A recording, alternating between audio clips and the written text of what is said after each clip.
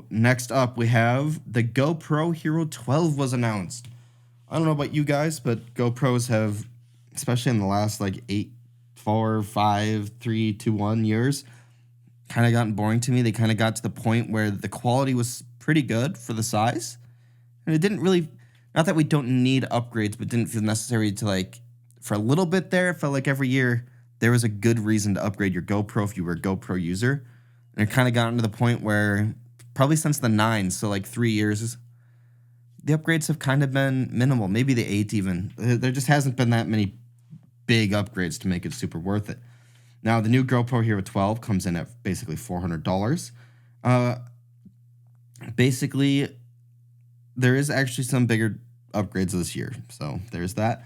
Enabling up to 2 times longer runtime thanks to its redesigned power management system.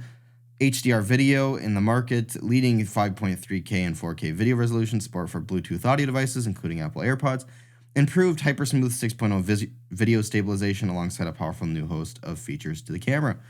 So, an exciting addition to the Hero 12's new capabilities is the Max Lens Mod 2.0, which enables the widest 177 field view at 4K at 60 frames per second, and the Max Lens Mod 2.0 can capture video and photos in 3 field of view settings: Max Wide, Max Super Wide, and the all-new hyper-immersive Max Hyper View, fully exploiting the sensor on the Hero 12 Black's camera, which is an 8x7 sensor, which enables perspectives that are 36% wider when capturing widescreen video and 48% taller.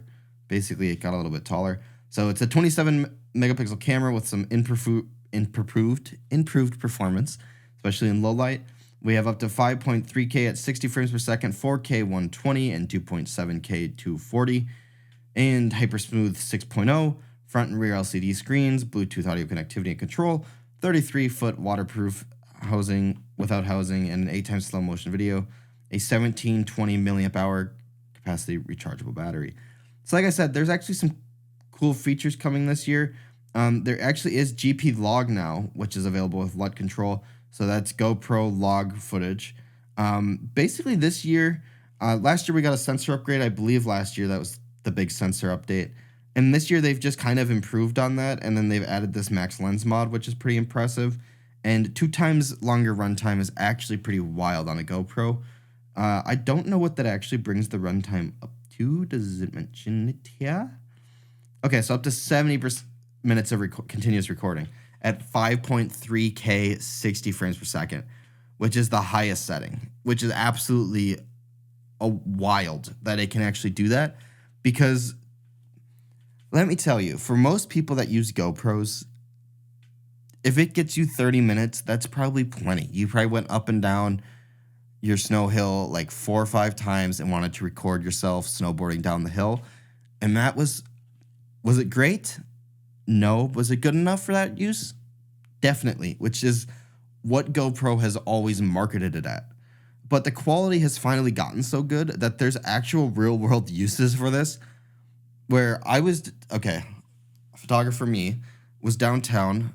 Someone else was doing video at the event and was using literal GoPros so he could have like 50 angles of the event.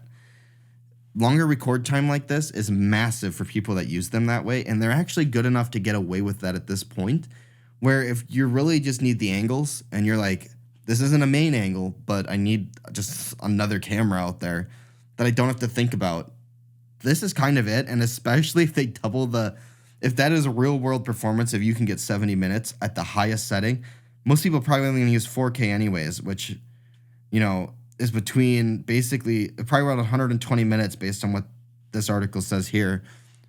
That is insane record time for that device, and that's a lot of footage to go through.